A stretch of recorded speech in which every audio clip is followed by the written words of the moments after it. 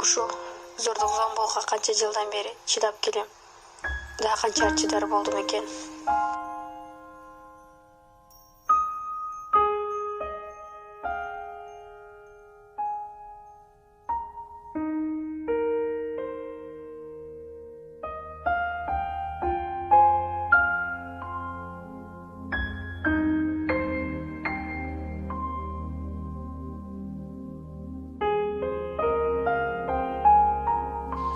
Дагы башталды.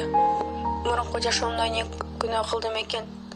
Азыр ушунча зордук тарып жатсам, мүмкүн бул Кудайдын берген сыноосудур.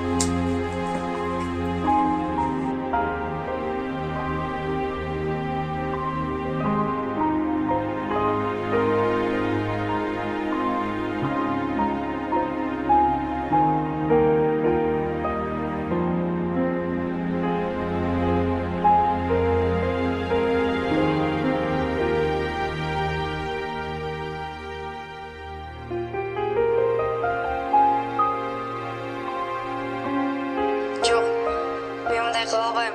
Жакындарымчы, алар менсиз кантет? Жок, мен чыдайм, ата-энем үчүн чыдашым керек. Мен бул абалдан чыгып кетип